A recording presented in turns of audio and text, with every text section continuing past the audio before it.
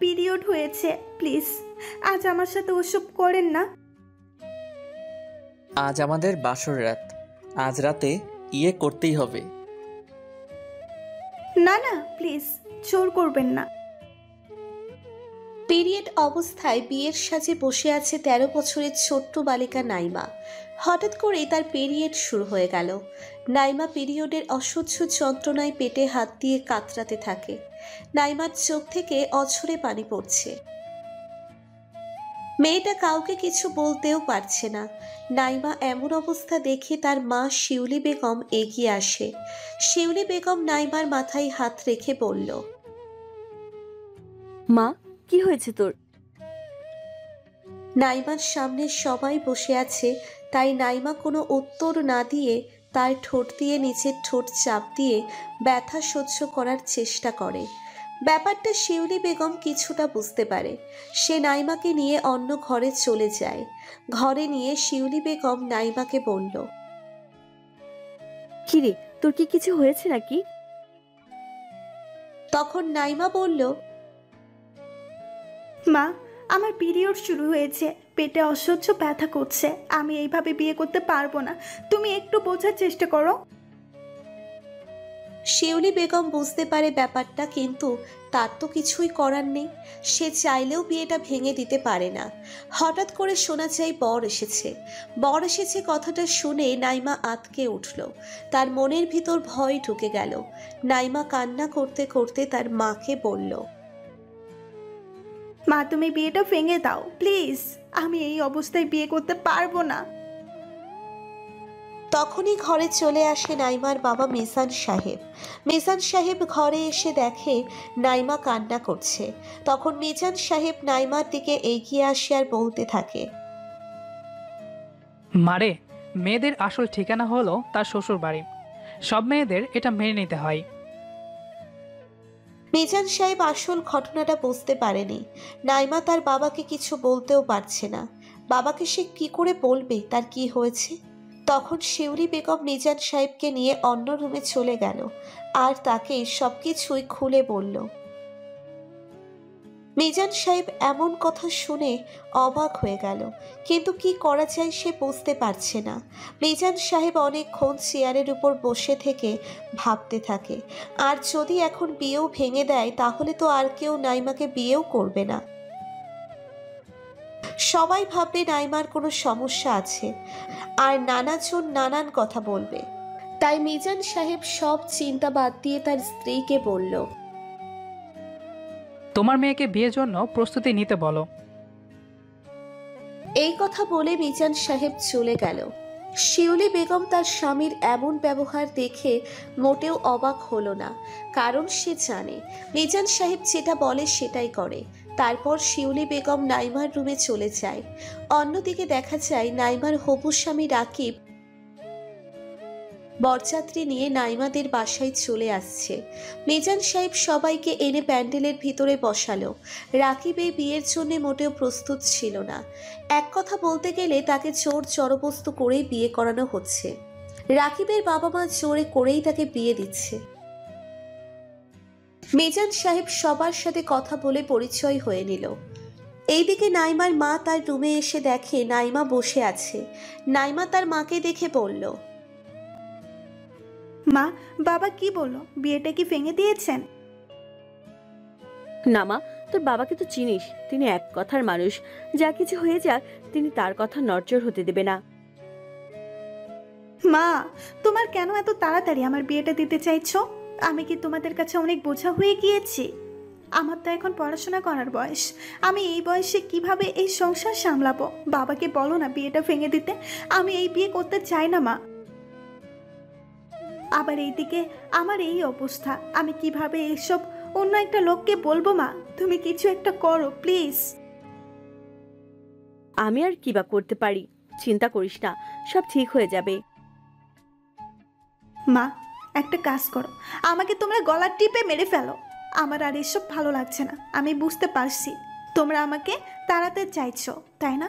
আমি বিয়ের পরে কিভাবে একটা অচেনা মানুষকে এসব বলবো? তার উপর ওনার পুরো অধিকার আছে আমার উপর। যদিও আমারও আছে তার প্রতি, তবুও সে যদি চায় আমি কি না করতে পারবো। সে তো আর একটা মেয়ের এই অসহ্যনীয় যন্ত্রণার কথাটা বুঝতে পারবে না। সে তো নিজের ক্ষুধাটা নিবারণ করবে। এতে যে আমার জীবনটা পেরিয়ে যাওয়ার মতো অবস্থা হয়ে যাবে মা। এমনিতেই আমার বয়স অনেক কম, আমি কিভাবে এত কিছু সামলে নেব? হঠাৎ করে শিউলি বেগমকে ডাক দিলেন তার স্বামী। সে উঠে চলে গেল। একা একা রুমের মধ্যে বসে থাকে নাইমা। মেয়েটা অঝরে কান্না করতে থাকে। নাইমা বুঝে গিয়েছে তার এই বিয়ে আর আটকানো সম্ভব না। তাকে এই অল্প বয়সী স্বামীর সংসার করতে হবে। শিউলি বেগম মিজান সাহেবের কাছে গিয়ে বলল, মেয়েটা অনেক কান্নাকাটি করছে। এমনিতে মেয়েটির বয়স অনেক কম, আবার এখন এই অবস্থা। কিছু করার নেই, বরপক্ষ চলে আসছে, কাউকে কোনো কিছু বুঝতে দেওয়া যাবে না। মেয়েকে রেডি করে নিয়ে আসো তাড়াতাড়ি। বরপক্ষ অপেক্ষা করে বসে আছে, সময় নষ্ট করে লাভ নেই। যাও, নাইমাকে নিয়ে আসো। এই কথা বলতে বলে মিজান সাহেব চলে গেলেন।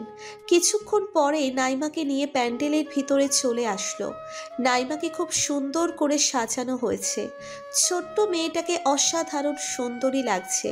নাইমাকে এনে রাকিবের পাশে বসানো হলো। পিরিয়ডের অসহ্য যন্ত্রণা সহ্য করে বসে আছে।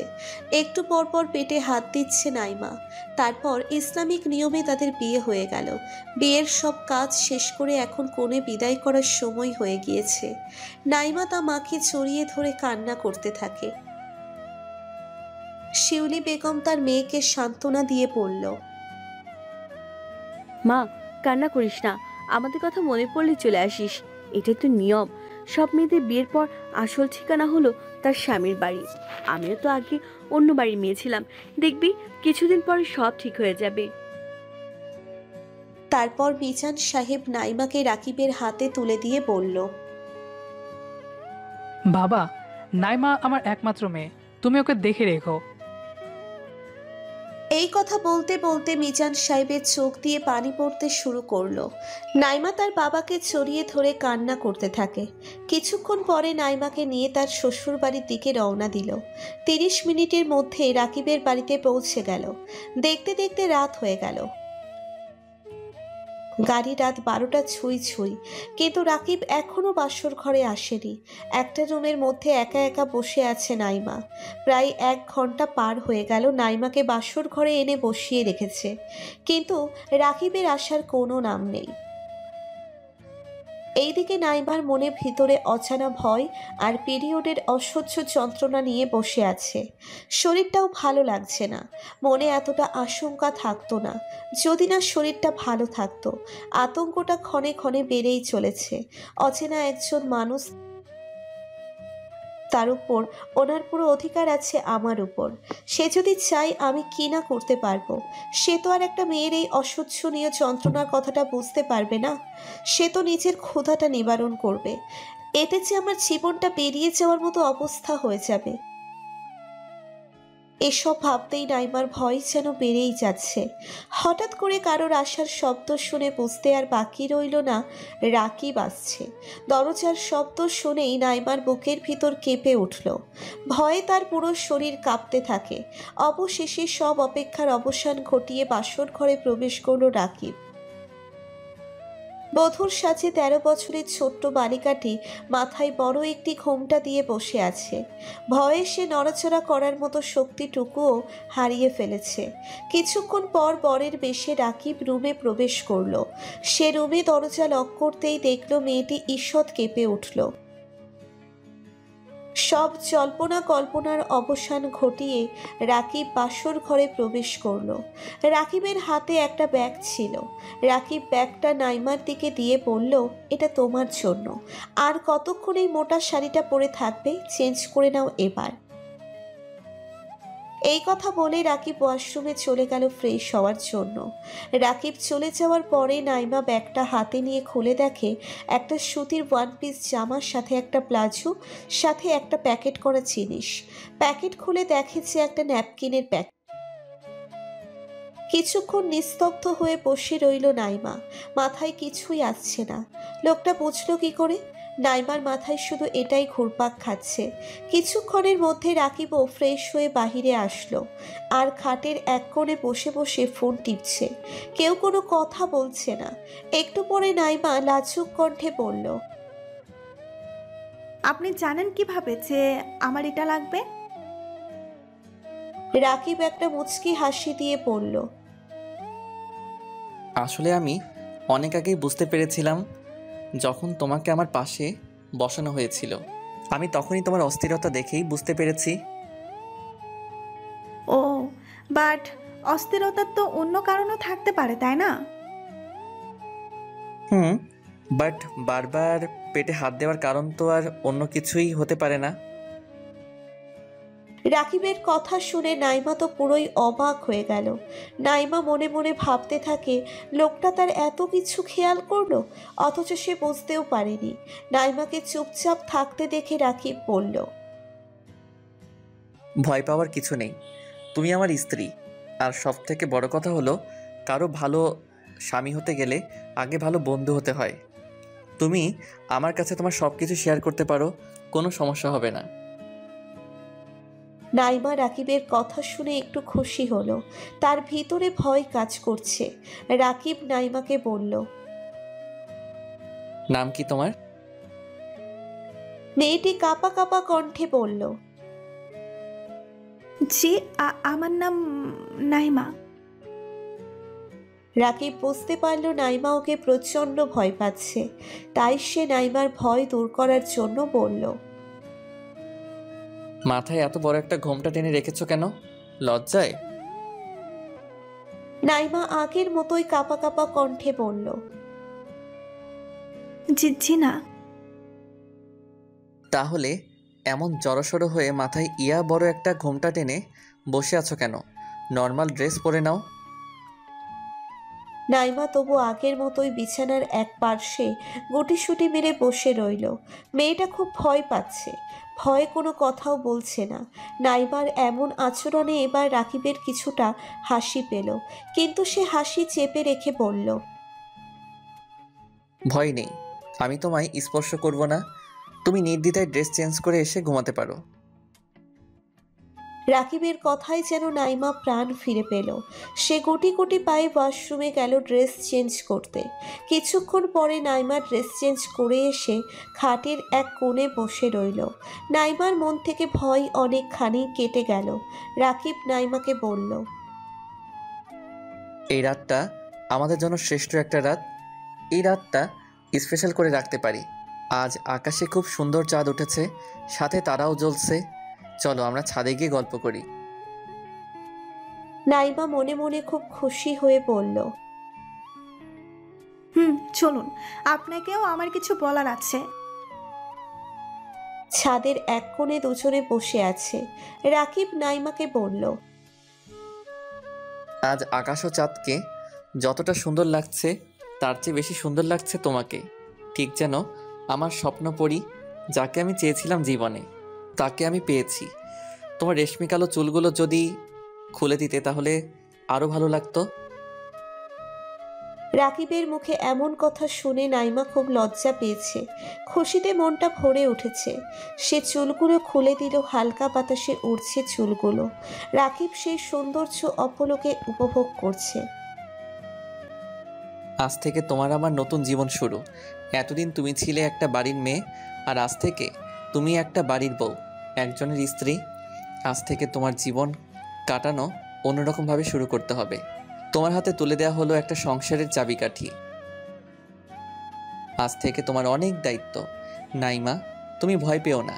এই সংসার যুদ্ধে তুমি একা নয়, আমি তোমার সহযোদ্ধা। আমরা দুজনে মিলে গড়ে তুলব একটি সুন্দর সুখী পরিবার। নাইমা, এই বাড়ির সবার সাথে তোমাকে মিলেমিশে চলাফেরা করতে হবে। ছোট বড় সবার সাথে, বিশেষ করে আমার মা বাবার সাথে তোমাকে ভালো সম্পর্ক গড়ে তুলতে হবে। এমন সম্পর্ক গড়ে তুলবে যাতে সবাই তোমাকে এই বাড়ির বউ মনে না করে, এই বাড়ির মেয়ে মনে করে। তোমার ভালোবাসার মায়াজাল দিয়ে ধরে রাখবে সবাইকে। দেখবে তোমার জীবন খুব সহজ হয়ে যাবে। আমরা শুধুই ভালো স্বামী স্ত্রী হব না, আমরা খুব ভালো বন্ধু হব। সুখে দুঃখে দুজনে মিলেমিশে রব এক হয়ে। সংসার জীবনে অনেক রাগ অভিমান হতে পারে, তাই বলে আমরা ভুল বুঝে একে অপরকে ছেড়ে দূরে যাব না। বিশ্বাস নিয়ে সামনে এগিয়ে যাব।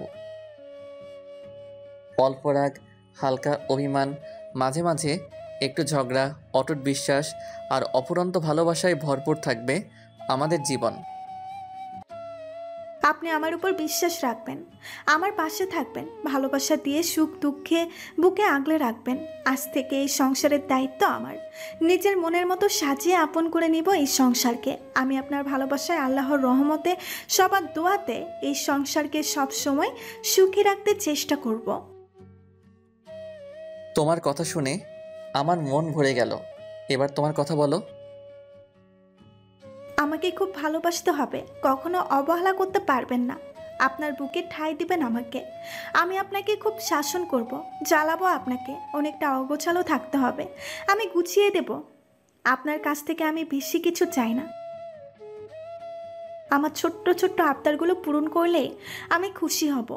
আপনার ক্লান্ত মুখের ঘাম আমার শাড়ির আঁচল দিয়ে মুছতে দিবেন। তাড়াতাড়ি বাসায় ফিরবেন, আমার চুলের খোপায় বেলি ফুল গেঁথে দিবেন। আর হ্যাঁ, আমাদের রুমের জানালার পাশে বেলি ফুল আর হাসনাহেনা ফুল গাছ লাগাবেন। চাঁদনি রাতের সাথে গিয়ে আমাকে গান, কবিতা, গল্প শোনাবেন। মনে রাখবেন, নীল রং আমার খুব প্রিয়।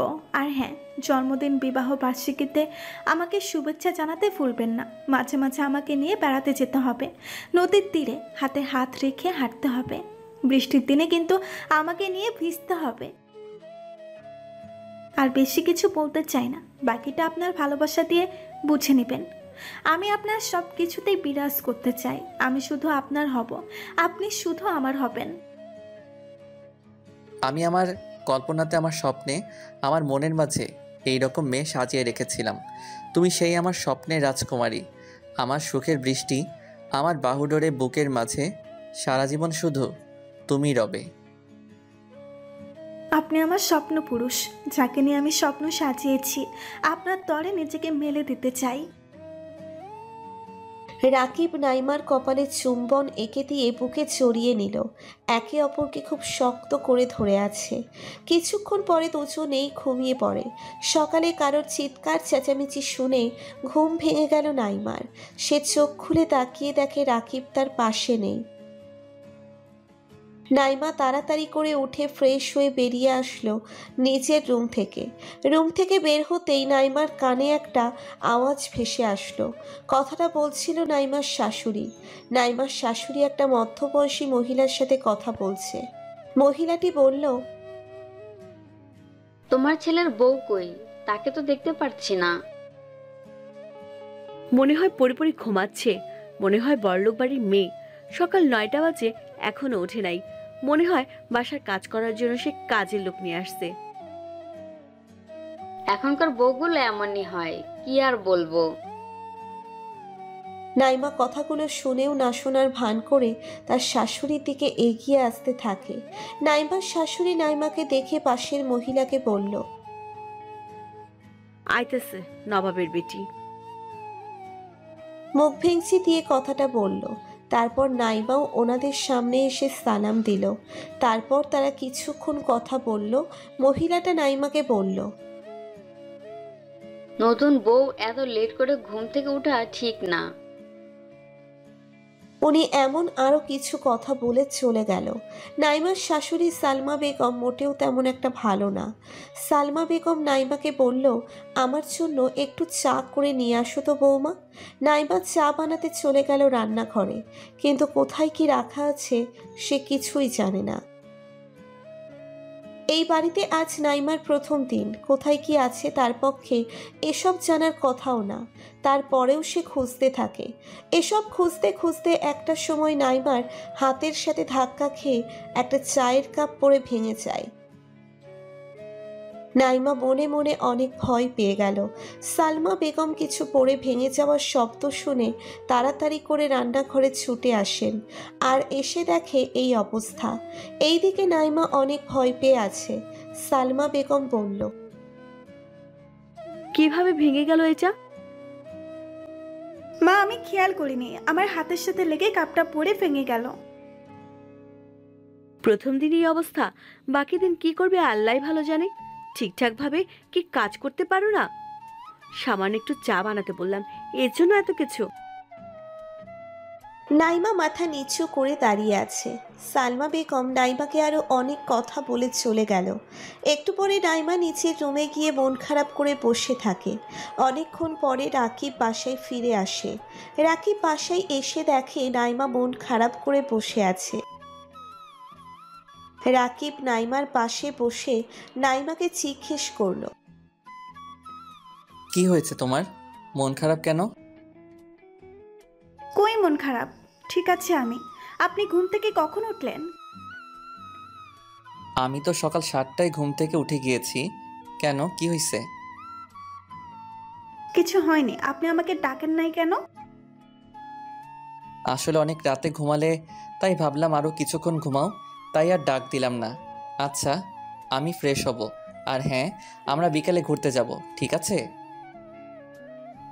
রাকিবের মুখে ঘুরতে যাওয়ার কথা শুনে অনেক খুশি হয়ে গেল নাইমা।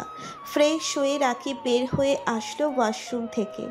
তারপর রাকিব নাইমার পাশে এসে বসে বলল, এখানে তোমার কোনো সমস্যা হচ্ছে? না। তুমি মুখে না বললেও আমি বুঝতে পারছি। আর এটা কোনো ব্যাপার না, এক জায়গা থেকে আরেকটা নতুন জায়গায় আসলে একটু অসুবিধা হতেই পারে। তবে তোমাকে সব কিছুর সাথে খাপ খাইয়ে নিতে হবে। দেখবে কিছুদিন পরে সব ঠিক হয়ে যাবে। নাইমা কিছু না বলে চুপচাপ হয়ে গেল। নাইমার মুখে কোনো কথা নেই। রাকিব বলল, এমন মনমরা হয়ে বসে আছো কেন? এমনি। আচ্ছা, একটা প্রশ্ন ছিল। কি প্রশ্ন?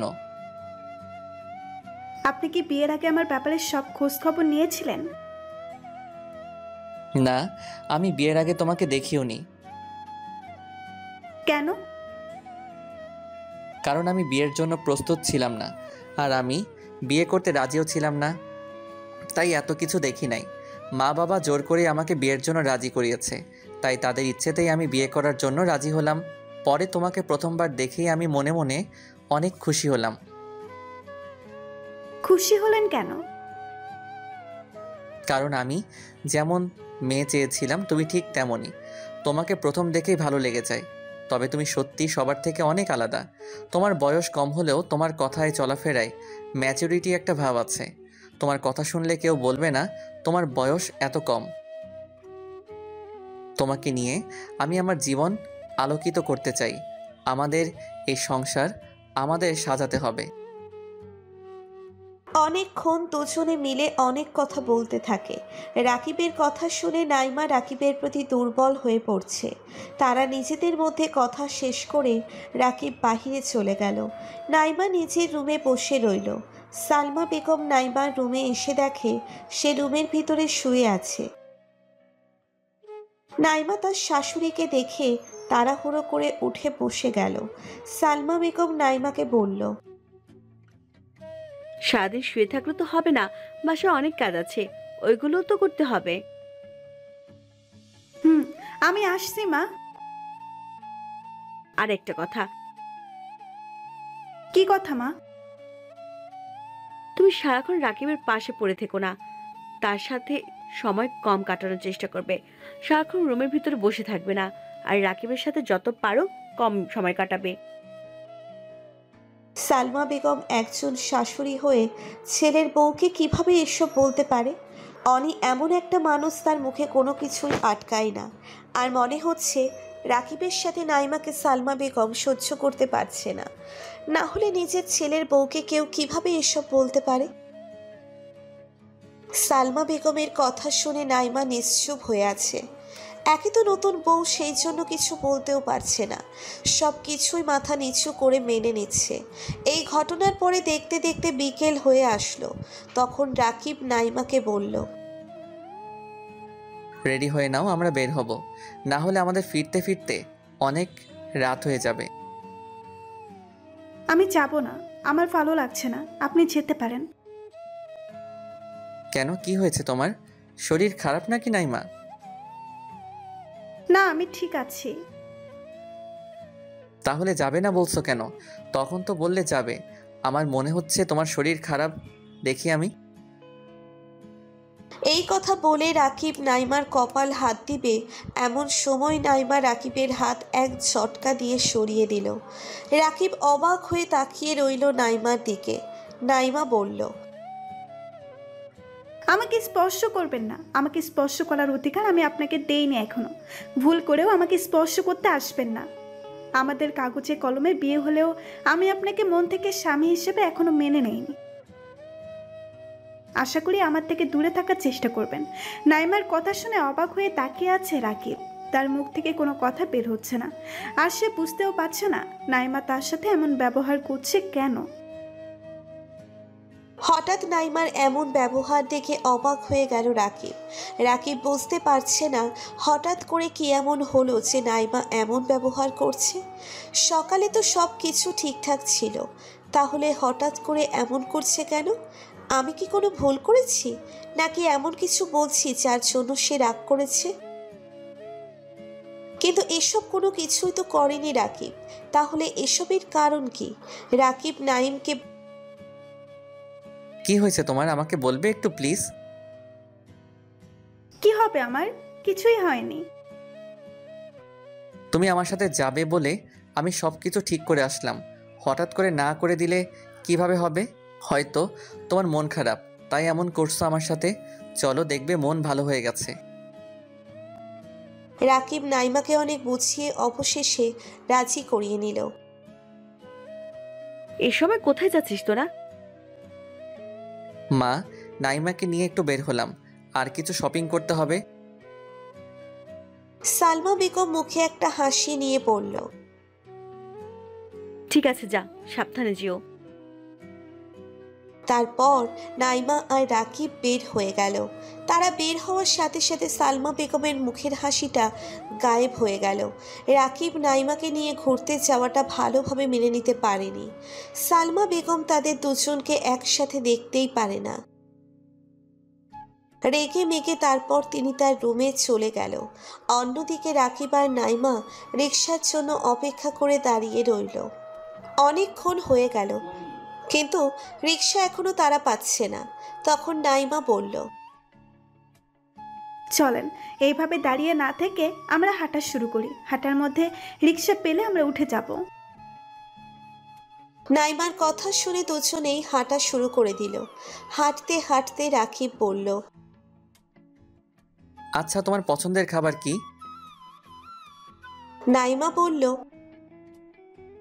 আমার সব থেকে পছন্দের খাবার হলো ফুচকা। ফুচকা আমার অনেক বেশি ভালো লাগে। ও। হাঁটতে হাঁটতে একটা রিকশা দেখতে পায় তারা। তারপর দুজনেই রিকশায় উঠে বসে। রিকশা একটা শপিং মলের সামনে গিয়ে থামে। রিকশা ভাড়া মিটিয়ে তারা শপিং মলের ভিতরে চলে যায়। তারপর নাইমার জন্য কিছু শপিং করে তারা একটা রেস্টুরেন্টে গিয়ে বসে।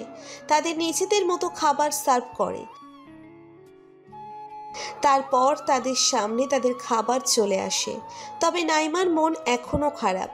সালমা বেগমের বলা কথাগুলো নাইমার মনে পড়ছে। সেগুলো মনে করতেই নাইমা চুপচাপ হয়ে গেল।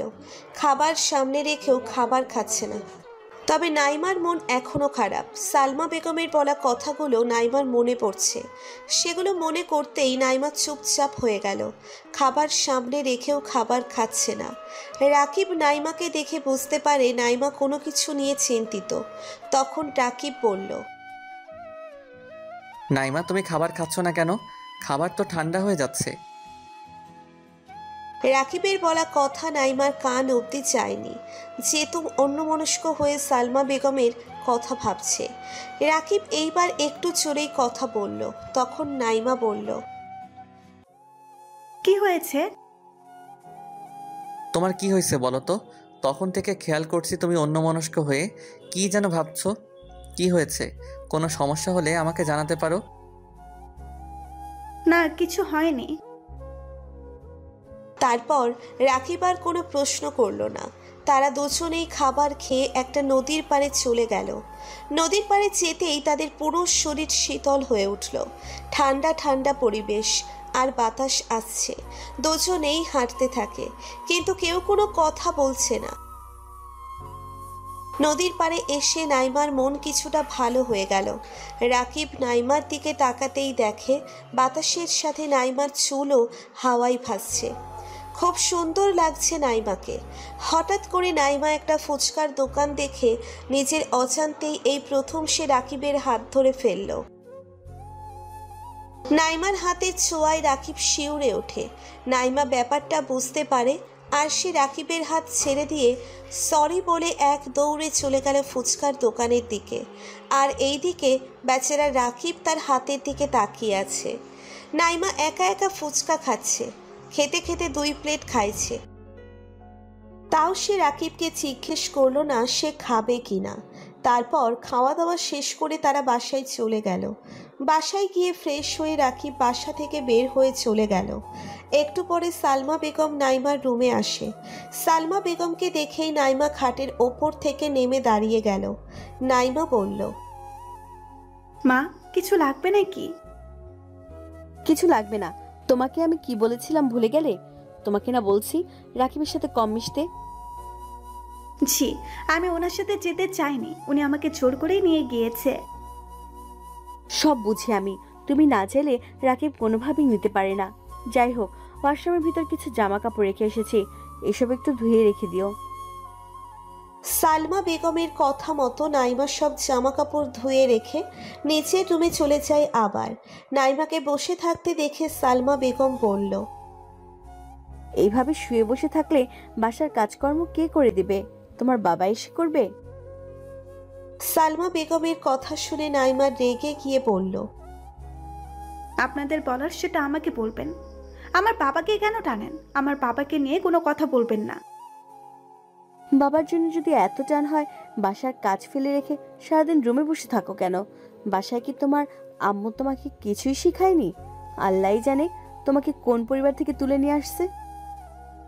দেখুন মা, আমার পরিবার নিয়ে কথা বলবেন না, কারণ আমার পরিবার আমাকে এমন কোনো খারাপ শিক্ষা দেয়নি। আমি আমার মা বাবার কাছে সবসময় ভালো শিক্ষা নিয়েছি। তোমার এত বড় সাহস, আমার মুখে মুখে কথা বলছো? আজকে রাকিব বাসায় আসুক, তারপর একটা কিছু হবে। হয়তো এই বাড়িতে তুমি থাকবে, না হয় আমি থাকবো। এই কথা বলেই সালমা বেগম নিচের রুমে চলে যায়। একটু পরে রাকিব বাসায় ফিরে আসতেই নাইমার নামে রাকিবকে অনেক কথা বলতে থাকে। রাকিব তার মায়ের মুখে এসব শুনে সে রাগ করে নিচের রুমে চলে যায়, কিন্তু সে নাইমাকে কিছুই বলে না। খাবার না খেয়ে ঘুমিয়ে পড়ে রাকিব। নাইমা রাকিবকে খাওয়ার জন্য ডাক দিলে রাকিব খাবো না বলে ঘুমিয়ে পড়ে। তারপর থেকে রাকিব নাইমার সাথে আগের মতো কথা বলে না। দরকার ছাড়া কথা খুব কমই বলে দুজনে। নাইমার বাবা রাকিবকে ফোন দিয়ে বলল তাদের ওই বাড়ি থেকে ঘুরে আসতে। তখন রাকিব ভাবল যে নাইমা ওই বাড়ি থেকে ঘুরে আসলে ঠিক হয়ে যাবে, মনও ভালো হয়ে যাবে। রাকিব নাইমাকে সেটা বলল। নাইমা যাওয়ার জন্য রাজি হলো। সেদিন রাতে রাকিব তার মাকে বলল তারা কাল সকালে নাইমাদের বাসায় যাবে। এই কথা শুনে মনে হয় সালমা বেগমের গায়ে আগুন ধরে গেল। তিনি আর কোনো কিছু না বলে খাওয়া দাওয়া শেষ করে নিচের রুমে গিয়ে ভাবতে থাকে কিভাবে ওদের যাওয়া আটকানো যায়। সালমা বেগমের মনের ভেতর একটা ভয় কাজ করে, ওই বাড়িতে গেলে যদি তাদের মধ্যে আবার সব ঠিকঠাক হয়ে যায়, আর যদি তারা দুজনেই একসাথে বেশি বেশি সময় কাটায়। সালমা বেগম প্ল্যান করতে থাকে কিভাবে এদের যাওয়া আটকে দেওয়া যায়। সালমা বেগম সারা রাত এটা ভাবতে থাকে, আর তার মাথায় একটা শয়তানি বুদ্ধিও চলে আসে। সালমা বেগম সকালের অপেক্ষা করতে থাকে। সালমা বেগম ভাবতে থাকে কিভাবে নাইমা আর রাকিবকে আটকানো যায়। শুয়ে পরিকল্পনা করতে থাকে। তার মাথায় একটা শয়তানি বুদ্ধি চলে আসে। তারপর তিনি ঘুমিয়ে পড়ে। অন্যদিকে নাইমা আর রাকিব চুপচাপ হয়ে আছে, কেউ কারোর সাথে কথা বলছে না। হঠাৎ করে নাইমা রাকিবকে বলল, একটা কথা ছিল। বলো, কি কথা? আপনি কি কখনো কারোর সাথে প্রেম করেছিলেন? কাউকে কি কখনো ভালোবেসেছিলেন? একটা মেয়েকে আমি খুব ভালোবাসতাম, কিন্তু জানি না কি কারণে মেয়েটা আমার সাথে সম্পর্ক শেষ করে অন্য কাউকে বিয়ে করে ফেলে। আপনাদের গল্পটা শুনতে চাই, শোনাবেন আমাকে? আজ না, অন্য দিন। এখন অনেক রাত হইছে, ঘুমাও। আমার ঘুম আসছে না, আপনার গল্প শুনবো, শোনান প্লিজ। ওকে, তাহলে শোনো। তারপর রাকিব নাইমাকে তার অতীতের ঘটনা বলতে শুরু করে। আমি অনেক আগে থেকে একটা মেয়েকে পছন্দ করতাম। মেয়েটা দেখতে অনেক সুন্দরী ছিল। আমি সবসময় মেয়েটার দিকে তাকিয়ে থাকতাম, কিন্তু মেয়েটাকে বলার মতো সাহস পেতাম না। আমি মেয়েটার পিছনে ঘুরঘুর করতাম। মেয়েটাকে সবসময় আমি ফলো করতাম। একদিন হুট করে মেয়েটাকে প্রপোজ করে ফেললাম। মেয়েটাও রাজি হয়ে গেল। আমাদের রিলেশন খুব ভালোই চলছিল। মেয়েটাও আমাকে অনেক ভালোবাসতো। খুব ভালোভাবে আমাদের দিন কেটে যাচ্ছিল। আর আমি এইদিকে আমাদের দুজনের পড়াশোনা শেষ। আমি চাকরির জন্য অনেক জায়গায় ইন্টারভিউ দিতে থাকি। এইদিকে আমাদের রিলেশনের 1 বছর কেটে যায়। আমাদের রিলেশনের কথা আমরা দুজন ছাড়া আর কেউ জানতো না। হঠাৎ একদিন লামিয়া আমাকে এসে বলল, রাকিব, বাবা আমার বিয়ে দেওয়ার জন্য উঠে পড়ে লেগেছে। আমি কি করব বলো? আমি বারবার বাবাকে না করে দিচ্ছি। এই অবধি অনেক ছেলে আমাকে দেখতে এসেছে, আমি একবার এক কথা বলে বিয়ে ভেঙে দিচ্ছি। এইভাবে আর কত? তুমি একটা কিছু করো প্লিজ। আমি এখন কি করব বলতে পারো? আমি তো এখনো বেকার।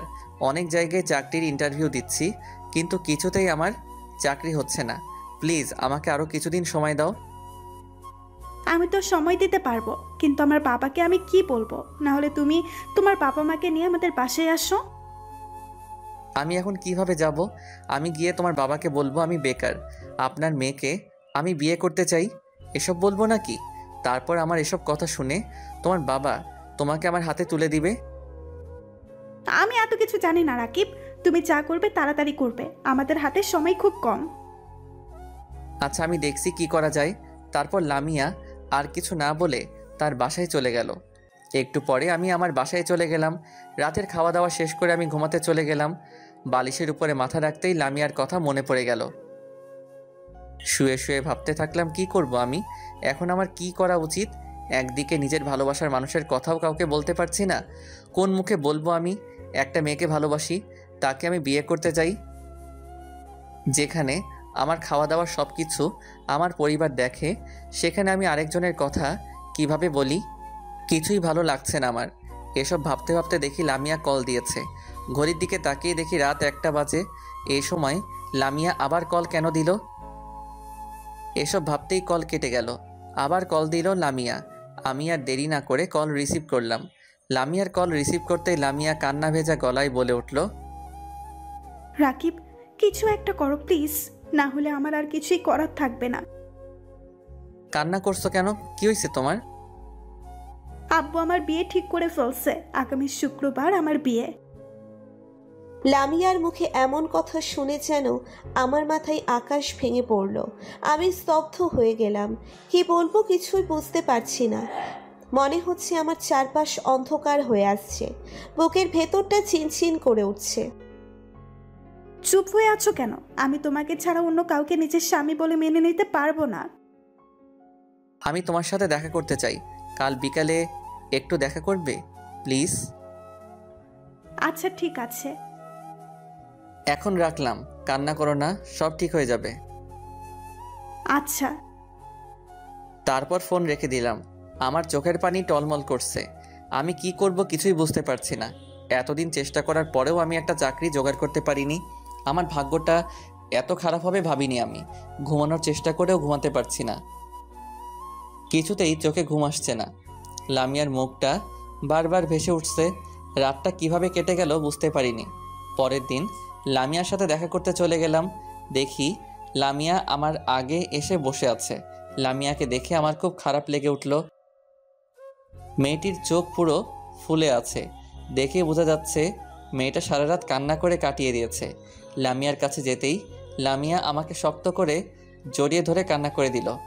আমি লামিয়াকে জড়িয়ে ধরে বলতে থাকলাম, লামিয়া প্লিজ এভাবে কান্না করো না, সব কিছু ঠিক হয়ে যাবে।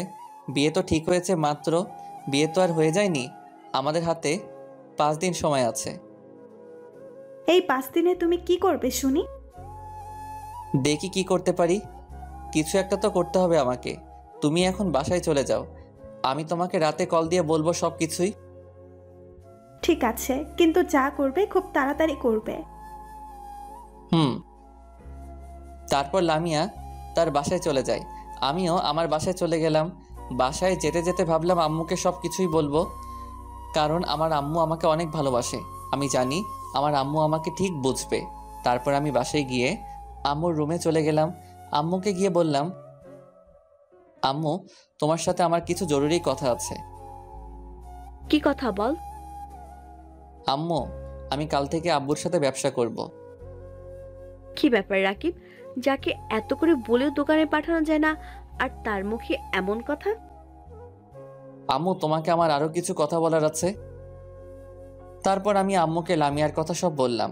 লামিয়ার বিয়ে ঠিক হয়েছে ওই সবও বললাম। আম্মু আমার কথা শুনে অবাক হয়ে গেল, কারণ আমি কোনো মেয়ের সাথে কথা বলা তো দূরের কথা, কারোর সাথে কখনো মিশতে পারিনি। আমার সব শুধুই ছেলে ফ্রেন্ড ছিল, কখনো আমার কোনো মেয়ে বন্ধু ছিল না। কারণ আমার আম্মু আমাকে সবসময় বয়েজ স্কুলে পড়াশোনা করিয়েছে। যাই হোক, গল্পে ফিরে আসি। আম্মু বলল, মেয়েটাকে আমাদের বাসায় নিয়ে আসিস। আম্মুর কথা শুনে আমি অনেক খুশি হয়ে গেলাম। আমি জানতাম আম্মু আমাকে বুঝতে পারবে। রাতে লামিয়াকে কথাটা বললাম, লামিয়াও অনেক খুশি হয়ে গেল। বুঝতে পারিনি এটাই আমার জীবনের শেষ খুশি। লামিয়াকে ফোন দিয়ে বললাম, আম্মু আমাদের সম্পর্কটা মেনে নিবে। আম্মু বলছে তোমাকে আমাদের বাসায় আসতে। পরের দিন বিকালে লামিয়া আমার বাসার সামনে চলে আসে, এসে আমাকে কল দিল। আমি দরজা খুলে লামিয়াকে ভিতরে নিয়ে আসি। রাকিব, আমার খুব ভয় করছে তোমার আম্মুর সামনে যেতে। আরে ভয় কিসের? আমার আম্মু অনেক ভালো মনের মানুষ, আর আমাকে অনেক ভালোবাসে। তোমাকে দেখলে আম্মু অনেক খুশি হয়ে যাবে। তারপর আমি লামিয়াকে নিয়ে আম্মুর কাছে চলে গেলাম। আম্মু লামিয়াকে দেখে খুশি হলো। লামিয়া আম্মুর কাছে গিয়ে আম্মুকে সালাম করলো। লামিয়ার ব্যাপারে আম্মু অনেক কিছু জিজ্ঞেস করলো। অনেকক্ষণ কথা বলার পরে আমি আম্মুকে বললাম, আম্মু তোমরা কথা বলো, আমি গিয়ে নাস্তা বানিয়ে নিয়ে আসি। এই কথা বলে আমি নাস্তা রেডি করতে চলে গেলাম। আম্মু আমাকে যেতে দিচ্ছিল না, তাও আমি গেলাম, কারণ আমি চাইছিলাম তারা একটু আলাদাভাবে কথা বলুক। সব কিছু ঠিকঠাক করতে আমার প্রায় 20 মিনিটের মতো সময় লেগে গেল। এর মাঝে আমার একটা বন্ধু আমাকে কলও দিল, ওর সাথেও কথা বললাম। তারপর আমাদের 3 জনের জন্য নাস্তা নিয়ে এসে দেখি লামিয়া নেই। আমি আম্মুকে জিজ্ঞেস করলাম, আম্মু লামিয়া কোথায় গেল? লামিয়া তো ওর বাসায় চলে গেছে। কি? কেন চলে গেছে? জানি না, ও আমাকে বলল ওর বাসা থেকে নাকি কল আসছে, তাই জরুরিভাবে চলে গেল।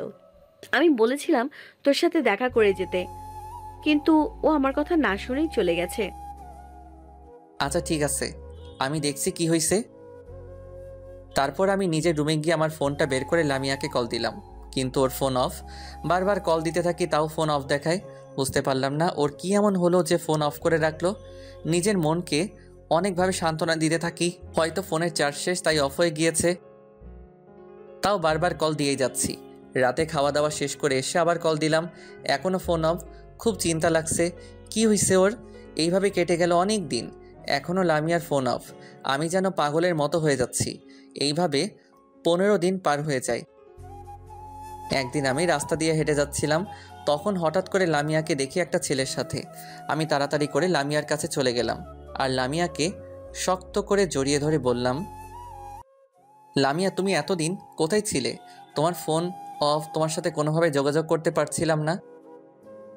লামিয়া নিজেকে আমার থেকে সরিয়ে নিয়ে বলল, দেখুন, আমি এখন বিবাহিত, আমাকে স্পর্শ করার অধিকার আপনার নেই। আমি এখন একজনের স্ত্রী। লামিয়ার কথা শুনে আমি চমকে উঠলাম। আমি লামিয়াকে বললাম, এসব তুমি কি বলছো লামিয়া? আমি বিশ্বাস করি না, তুমি আমার সাথে এমনটা করতে পারো না। আমি তোমাকে অনেক ভালোবাসি। আমি লামিয়ার 2 গালে হাত দিয়ে বললাম, লামিয়া বলো এসব মিথ্যা প্লিজ। লামিয়া আমার হাত সরিয়ে দিয়ে বলল, কোনো কিছুই মিথ্যা না, আমি সত্যিই বিবাহিতা, আর আমাকে পারলে ক্ষমা করে দিন। ভালো থেকো রাকিব, আমার সাথে আর কোনো যোগাযোগ করার চেষ্টা করবে না। আমি আসি। এই কথা বলে লামিয়া চলে গেল। তারপর থেকে লামিয়ার সাথে আমার আর কোনো যোগাযোগ হলো না। আমি আজও জানতে পারিনি কেন লামিয়া আমার সাথে এমন করলো। রাকিব নাইমার কাছে কথাগুলো বলতে বলতে তার চোখ দিয়ে পানি বের হতে শুরু করলো। রাকিবের এমন অবস্থা দেখে নাইমার রাকিবের জন্য মায়া লেগে গেল। নাইমা নিশ্চুপ হয়ে রাকিবের সব কথা শুনল। নাইমা রাকিবকে কি বলে সান্ত্বনা দিবে সে বুঝতে পারছে না। নাইমা কিছুটা বুঝতে পারে যে হয়তো তার শাশুড়ি এটার সাথে জড়িত আছে, কারণ নাইমা এই কদিনে ঠিকই বুঝতে পেরেছে মহিলাটি কেমন। তারপর তারা দুজনেই ঘুমিয়ে পড়ে। সকালে ঘুম থেকে উঠে তারা ফ্রেশ হয়ে নাইমার বাবার বাড়িতে যাওয়ার জন্য রেডি হয়ে নেয়। তারপর দুজনেই সালমা বেগমের রুমে চলে যায়। রুমে গিয়ে দেখে সালমা বেগম খাটের উপরে শুয়ে আছে। সালমা বেগমকে খাটের উপরে শুয়ে থাকতে দেখে রাকিব তাড়াতাড়ি তার মায়ের কাছে গিয়ে জিজ্ঞেস করলো, আম্মু, কি হয়েছে তোমার? এই সময় শুয়ে আছো? সালমা বেগম কাতর কণ্ঠে বলল, বাবা, আমার শরীরটা ভালো না। পা স্লিপ করে ওয়াশরুমের ভিতরে পড়ে মাজায় খুব ব্যথা পেয়েছি, হাঁটতেও পারছি না। কিভাবে এমন হলো তোমার? দাঁড়াও, আমি ডাক্তারকে কল দিচ্ছি। না বাবা, আমি ওষুধ খেয়ে নিয়েছি, তুই চিন্তা করিস না। তুই যা, বৌমাকে নিয়ে ঘুরে আয়। না, তোমাকে এই অবস্থায় একা রেখে আমি যেতে পারবো না। এখন তোমার পাশে আমাদের থাকার প্রয়োজন আছে। আমার কিছু হবে না বাবা, তুই যা, সমস্যা নাই। না, আগে তুমি সুস্থ হও, তারপর আমি যাব, এর আগে না। নাইমা সালমা বেগমের নাটকটা বুঝতে পেরেছে, তাও সে চুপচাপ হয়ে আছে, কিছুই বলছে না। রাকিবকে বোকা পেয়ে যা বোঝাচ্ছে তাই সে বুঝে নিচ্ছে। এইদিকে সালমা বেগমের এসব নাটক দেখে নাইমার রাগের শরীর চলতে থাকে। তারপরেও নাইমা নিজেকে কন্ট্রোল করে সালমা বেগমের কাছে এসে বলল, মা, আমরা এখন কোথাও যাব না। আপনি সুস্থ হয়ে নিন, তারপর অন্যদিন না হয় যাব। আপনাকেও একা এইভাবে রেখে যাওয়া আমাদের ঠিক হবে না। নাইমা তারপর নিজের রুমে গিয়ে সব চেঞ্জ করে বসে থাকে। রাকিবও একটু পরে নিজের রুমে চলে আসে। রাকিব নাইমার কাছে এসে বলল, মন খারাপ করবে না প্লিজ। মায়ের এই অবস্থায় তাকে একা রেখে যাওয়া আমাদের ঠিক হবে না। মন খারাপ করিনি। আচ্ছা, আপনি থাকেন, আমি মায়ের কাছে যাচ্ছি। রাকিবকে রুমের ভিতরে রেখে নাইমা সালমা বেগমের রুমের দিকে চলে যায়। দরজার সামনে যেতেই দেখে সালমা বেগম খুব খুশি হয়ে আছে, আর সে যে অসুস্থ সেটা মোটেও বোঝা যাচ্ছে না। নাইমা যেটা অনুমান করছে তাহলে সেটাই ঠিক হলো। নাইমা মনে মনে ভাবতে থাকে, অনেক হয়েছে নাটক, আর না। এইবার এই বজ্জাত মহিলাকে শায়েস্তা করতে হবে। নাইমা এসব মনে মনে ভাবতে থাকে। তারপর নাইমা একটু পেছনে এসে জোরে জোরে পায়ের শব্দ করে সালমা বেগমের রুমের দিকে আসতে থাকে, যেন সালমা বেগম বুঝতে পারে কেউ আসছে। সালমা বেগম আবার অসুস্থতার নাটক করে শুয়ে থাকে। নাইমা সালমা বেগমের এসব নাটক আর সহ্য করতে পারছে না। তারপর সে নিজেকে কন্ট্রোল করে রাখে। সালমা বেগমকে বলল। এই কথা শুনে নাইমা মনে মনে বলল, মা, আপনার কি কিছু লাগবে? আমাকে বলুন, আমি এনে দিচ্ছি। না, এখন কিছু লাগবে না, তবে আমার হাত পাও খুব ব্যথা করছে, যদি একটু টিপে দিতে। গলা ব্যথা করছে না? গলা ব্যথা করলে তো গলাও টিপে দিতে পারতাম। কি আর করার। নাইমা সালমা বেগমের হাত পাও টিপতে থাকে। এমন সময় রাকিব এসে দেখে নাইমা তার মায়ের সেবা যত্ন করছে। সালমা বেগম বলল, থাক মা, আর লাগবে না, এখন একটু ভালো লাগছে আমার। তারপর নাইমা খাট থেকে নামতে গিয়ে ইচ্ছে করে পড়ে যাওয়ার অভিনয় করে রাকিবকে জড়িয়ে ধরে একটা কিস করে দেয়। এই অবস্থা দেখে রাকিব তো লজ্জা পেয়ে রুম থেকেই বের হয়ে চলে যায়। নাইমা বের হওয়ার সময় তার শাশুড়ির দিকে তাকিয়ে দেখে অবস্থা খারাপ। রাগে ফুসফুস করে ফুলতে থাকে। নাইমা একটা মুচকি হাসি দিয়ে রুম থেকে বের হয়ে চলে আসে। নাইমা সালমা বেগমের রুম থেকে বের হয়ে যাবার পরে সালমা বেগম রেগে আগুন হয়ে যায়। সালমা বেগম এবার নতুন করে পরিকল্পনা করতে থাকে কিভাবে রাকিবের কাছে নাইমাকে খারাপ সাজানো যায়। এইদিকে নাইমা আর রাকিব রুমে বসে আছে, কেউ কোনো কথা বলছে না। তখন নাইমা তার শাশুড়িকে দেখিয়ে কিস করলেও এখন সে অনেক লজ্জা পেয়ে আছে। কিছুক্ষণ পরে দুপুরের খাবার খেতে চায় সবাই। রাকিব গিয়ে তার মাকে নিয়ে আসে খাবার টেবিলে। নাইমা সালমা বেগমকে দেখিয়ে দেখিয়ে বলল, শোনেন, আপনি বিকেলে বাজারে গিয়ে আমার জন্য কিছু ফুল নিয়ে আসবেন আর ভালো কিছু খাবার। নাইমার কথা শুনে রাকিব অবাক হয়ে গেল। হঠাৎ করে নাইমা এই প্রথম তার কাছে কিছু আবদার করলো। রাকিব আরও বেশি অবাক হয়ে গেল নাইমার কথা শুনে। নাইমা রাকিবকে বলল, আপনাকে আমি আজ নিজের হাতে খাইয়ে দেব, ঠিক আছে? রাকিব অনেক লজ্জা পেয়ে গেল। আর এইদিকে তো সালমা বেগম কোনো কথাও বলতে পারছে না। তার পুরো শরীরে তো রাগে আগুন ধরে যাচ্ছে। সালমা বেগমের এমন অবস্থা দেখে নাইমা মনে মনে হাসতে থাকে। তারপর কোনো রকম ভাবে খাওয়া দাওয়া শেষ করে সবাই নিজেদের রুমে চলে গেল। একটু পরে রাকিব বাহিরে চলে গেল নাইমার বলা জিনিসগুলো কিনতে। সালমা বেগম এই সময়ের অপেক্ষা করেছিল কখন রাকিব বাহিরে যাবে। রাকিব বের হওয়ার কিছুক্ষণ পরে সালমা বেগম নাইমাকে ডেকে তার রুমে নিয়ে গেল। জি মা, বলুন, কিছু লাগবে নাকি আপনার? তোমাকে আমি কি বলেছিলাম মনে নেই? কি বলছিলেন মা? তোমাকে না বলছি রাকিবের থেকে দূরে থাকতে, রাকিবের সাথে কম মিশতে। তুমি তো আমার কোনো কথাই রাখছো না। আপনার সব কথা আমাকে মেনে নিতে হবে কেন? আর উনি আমার স্বামী, ওনার সাথে আমার যা খুশি তাই করব। আপনি কেন আমাকে এসব বলেন? যদি ছেলেকে নিজের আঁচলের মধ্যে রাখতে চান তো তাকে বিয়ে কেন করালেন? তোমার সাহস তো কম না, তুমি আমার মুখে মুখে তর্ক করছো। আজকে রাকিব বাসায় আসুক, তারপর দেখো তোমার কি অবস্থা হয়। আপনাকে আমি সম্মান করি, তার মানে এই নয় যে আপনি আমাদের সব কিছুতেই কথা বলবেন। আপনি কেন আমাদের সম্পর্ক নিয়ে কথা বলবেন? আপনার জন্য আপনার ছেলে অনেক কষ্ট পেয়েছে। আপনার ছেলে আপনাকে ভালোবাসে আর বিশ্বাস করে বলে আপনি তার বিশ্বাস নিয়ে খেলা করছেন। আপনি কেমন মানুষ যে নিজের সন্তানকে হাসি খুশি দেখতে পারেন না? আপনি তো মা না, মা নামের কলঙ্ক। এই যে আপনাদের মতো কিছু মায়েদের জন্য একটা পরিবার নষ্ট হয়ে যায়। আপনার মতো মা থাকার চেয়ে না থাকাই ভালো। নাইমা এসব বলছে এমন সময় রাকিব এসে পড়ে। রাকিব নাইমার মুখে এসব কথা শুনে সে নিজের রাগ কন্ট্রোল করতে না পেরে নাইমার গালে ঠাস করে একটা থাপ্পড় বসিয়ে দেয়। এই সময়ের অপেক্ষা করেছিল সালমা বেগম, আর ঠিক সময় রাকিবও এসে পড়ছে। সালমা বেগম রাকিবকে দেখে কান্না করার অভিনয় করতে থাকে আর গিয়ে রাকিবকে জড়িয়ে ধরে আর বলতে থাকে, আমি আর এই বাড়িতে থাকবো না। এখানে আমার কোনো মান সম্মান নেই। আমাকে সব সময় অপমান করে তোর বউ। তুই বাড়িতে না থাকলেই আমার সাথে খারাপ আচরণ করে, তুই আজ দেখলি। এই কথা বলে আবার হু হু করে কান্না করতে থাকে। তখন রাকিব তার মাকে বলল, তুমি কোথাও যাবে না, এটা তোমার বাড়ি। আর ওর এত বড় সাহস কি করে হয় যে তোমার সাথে খারাপ আচরণ করে? এই কথা বলে রাকিব নাইমার দিকে এগিয়ে গিয়ে বলল, নাইমা, আমি তোমাকে মনে করছি তুমি খুব ভালো মেয়ে, কিন্তু আমার ধারণাটা তুমি আজ ভুল প্রমাণ করলে। আমার মায়ের সাথে এইভাবে কথা বলা তোমার উচিত হয়নি। উনি আমার জন্মদাত্রী মা। আমি আমার মায়ের অপমান কিছুতেই মেনে নিতে পারবো না।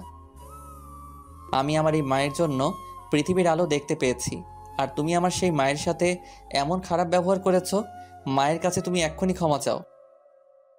নাইমা কোনো কথা না বলে চুপ করে দাঁড়িয়ে আছে, কারণ বুঝতে পেরে গেছে সে এখন কিছু বললেও সেটা রাকিব বিশ্বাস করবে না। কারণ রাকিবের মায়ের প্রতি তার অন্ধবিশ্বাস অনেক বেশি। তাই নাইমা বাধ্য হবে সালমা বেগমের কাছে গিয়ে ক্ষমা চেয়ে নেয়।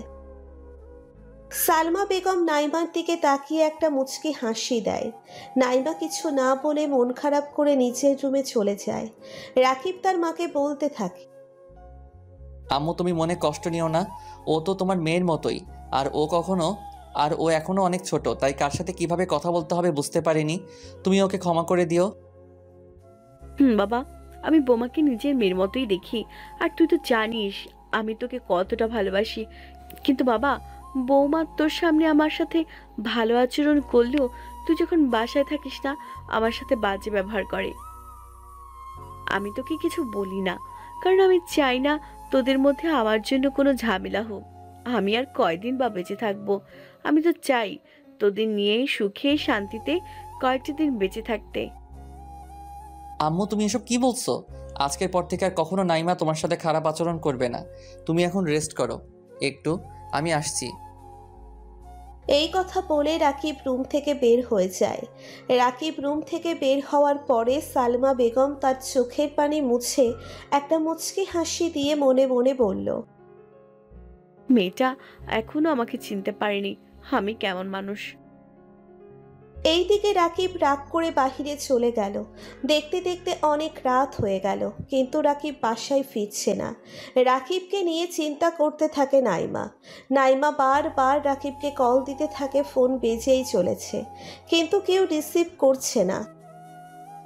নাইমা অনেক ভয় পেয়ে গেল, রাকিবের আবার কিছু হয়ে যায়নি তো। নাইমার মনে আজে বাজে চিন্তা এসে ভর করতে থাকে। নাইমা এবার সালমা বেগমের রুমে চলে যায়। নাইমা সালমা বেগমকে বলল, মা, উনি তো এখনো বাসায় ফিরে আসেননি। ফোন দিচ্ছি, ফোনও রিসিভ করছে না। সালমা বেগম নাইমার কথা শুনে চিন্তায় পড়ে গেল। ছেলেটার আবার কোনো বিপদ হয়নি তো? সালমা বেগম খারাপ হলেও সে তার ছেলেকে অনেক ভালোবাসে। সালমা বেগম এবার নিজের ফোন দিয়ে ফোন দিতে থাকে, তাও কেউ ফোন রিসিভ করছে না। সালমা বেগম নাইমাকে বলল, তোমার জন্য আমার ছেলের আজ এই অবস্থা। জানি না আমার ছেলেটা কোথায় আছে, এখন কেমন আছে। আমার ছেলের যদি কিছু হয়ে যায় তাহলে আমি তোমাকে কখনো ক্ষমা করব না। সালমা বেগম এসব বলছে আর রাকিবকে কল দিচ্ছে, কিন্তু কেউ ফোন রিসিভ করছে না। নাইমা আর সালমা বেগম খুব চিন্তায় পড়ে গেল। এত রাতে রাকিব কোথায় চলে গেল? রাকিবকে নিয়ে সবাই চিন্তায় পড়ে গেল। রাকিবের কোনো খোঁজ নেই। ঘড়িতে রাত 2টো বাজে। হঠাৎ একটা গাড়ির শব্দ শুনে নাইমা আর সালমা বেগম দরজার কাছে চলে গেল। তখনই দরজার কলিং বেল চাপ পড়ল। দরজা খুলে দেখে রাকিব দরকার আছে দাঁড়িয়ে আছে। দরজা খুলে দেখলো রাকিব দরজার কাছে দাঁড়িয়ে আছে। সালমা বেগম রাকিবকে ভিতরে ঢুকিয়ে বলল, বাবা, তুই এত রাত অব্দি কোথায় ছিলি? আর তোকে আমরা কত কল দিচ্ছিলাম, কল রিসিভ করিসনি কেন? রাকিব কোনো কথার জবাব না দিয়ে চুপচাপ দাঁড়িয়ে রইল। নাইমা বলল, কি হয়েছে, কথা বলছেন না কেন? আপনি কোথায় চলে গিয়েছেন? আপনি কি জানেন না আপনার জন্য কেউ অপেক্ষা করে আছে? নাকি জেনেও ইচ্ছে করে এমন করছেন? রাকিব কোনো কথাই বলছে না। সালমা বেগম আবার বলল, রাকিব বাবা, কথা বলছিস না কেন? কি হয়েছে তোর? আমার ভালো লাগছে না বাবা। রাকিব কারো কথার উত্তর না দিয়ে সে নিজের রুমের দিকে চলে গেল। রাকিবের পিছনে নাইমাও চলে গেল। নাইমা রুমে গিয়ে দেখে রাকিব খাটের উপরে শুয়ে আছে। নাইমা রাকিবের কাছে গিয়ে বলল, আপনার কি শরীর খারাপ? কিছু কি হয়েছে আপনার? আমাকে ডিস্টার্ব করবে না, যাও তুমি, আমি একটু একা থাকতে চাই। আপনাকে আমি কিছু প্রশ্ন করেছি, আমার প্রশ্নের উত্তর দিন। কোথায় ছিলেন আপনি এত রাত অবধি? আমি কোথায় ছিলাম না ছিলাম সেই কৈফিয়ত কি তোমাকে দিতে হবে নাকি? আপনি এত রাত অবধি বাইরে ছিলেন কেন? এটা আমার বাড়ি, আমার যখন ইচ্ছে আমি আসবো, যখন ইচ্ছে যাব। আমার কোনো ব্যাপারে কথা বলতে আসবে বা নেক্সট টাইম থেকে। এই কথা বলে রাকিব আবার খাটের উপরে শুয়ে গেল আর নাইমা দাঁড়িয়ে কান্না করতে থাকে। রাকিবের এমন ব্যবহারে নাইমা খুব কষ্ট পেয়েছে। নাইমার চোখ দিয়ে টপ টপ করে পানি পড়তে থাকে। নাইমা কিছুতেই ঘুমাতে পারছে না। রাকিবের বলা কথাগুলো নাইমার কানে বারবার বেজেই যাচ্ছে। দেখতে দেখতে সকাল হয়ে আসলো। নাইমা কাউকে কিছু না বলে নিজের জামা কাপড় গুছিয়ে নিয়ে বাসা থেকে বের হয়ে গেল আর সে সোজা তার বাপের বাড়িতে চলে যায়। রাকিবের কথায় অনেক বেশি কষ্ট পেয়েছে মেয়েটা, তাই কাউকে কিছু না বলে সকাল সকাল বাপের বাড়িতে চলে গেল। নাইমা তার বাড়িতে গিয়ে দরজার কলিং বেলে চাপ দেওয়ায় অনেকক্ষণ পরে তার মা এসে দরজা খুলে নাইমাকে দেখে অবাক হয়ে যায়। কি রে মা, এত সকাল সকাল তুই এখানে? আর তুই একা কেন? তোর স্বামীকেও তো দেখতে পাচ্ছি না। আমি একা এসেছি, আমার সাথে কেউ আসে নাই, আর আমি কাউকে না জানিয়েই চলে আসছি ওখানে। কেন, কি হয়েছে হঠাৎ করে যে তুই কাউকে না জানিয়ে চলে আসলি? আমি আসাতে মনে হয় তোমার সমস্যা হচ্ছে, তাহলে আমি চলে যাচ্ছি। আরে দাঁড়া, আমি কি সেটা বলছি নাকি? কিরে, তুই এত সকাল সকাল এখানে? আর জামাই কই? আমি একাই আসছি, আর আমি যেখানে আসছি ওইটা কেউ জানে না। কি হয়েছে? ওখানে কি কোনো সমস্যা হয়েছে? না। তাহলে কাউকে না বলে চলে আসলি? তোকে নিয়ে চিন্তা করবে না তারা? অন্যদিকে রাকিবের ঘুম ভেঙে যায়। সে ঘুম ঘুম চোখে তাকিয়ে দেখে নাইমা তার পাশে নেই। তারপর রাকিব নাইমাকে খুঁজে বের করে যায়। খুঁজতে বের হয়ে যায়। রান্নাঘরেও খুঁজে দেখে। তারপর রাকিবের চোখ পড়ে দরজার দিকে। দরজা খুলে দেখে রাকিব একটু ভয় পেয়ে গেল। মেয়েটা এত সকাল সকাল কই চলে গেল? তারপর রাকিব নাইমাকে ফোন দিতে থাকে, কিন্তু নাইমা রাকিবের ফোন রিসিভ করছে না। রাকিব বুঝতে পারছে নাইমা কাল রাতের ব্যবহারে অনেক কষ্ট পেয়েছে। রাকিব এবার নাইমার আম্মুর নাম্বারে কল দিয়ে জানতে পারে নাইমা তাদের বাসায় চলে গেছে। রাকিবও কিছুক্ষণ পরে বের হয়ে যায় নাইমাকে নিয়ে আসতে। কিছুক্ষণের মধ্যে রাকিব ওখানে পৌঁছে যায়। রাকিব নাইমার বাসায় গিয়ে প্রবেশ করে। রাকিব দেখে নাইমার মা বাবা এগিয়ে আসলো। রাকিবকে দেখে নাইমার মা বাবা এগিয়ে আসলো। তারপর তারা তিনজনে বসে কথা বলতে থাকে। নাইমার বাবা বলল, বাবা, কি হয়েছে তোমাদের মধ্যে যে নাইমা এইভাবে কাউকে না বলে চলে এসছে? আসলে কাল একটু ঝামেলা হয়েছে, সেই জন্য নাইমা রাগ করছে।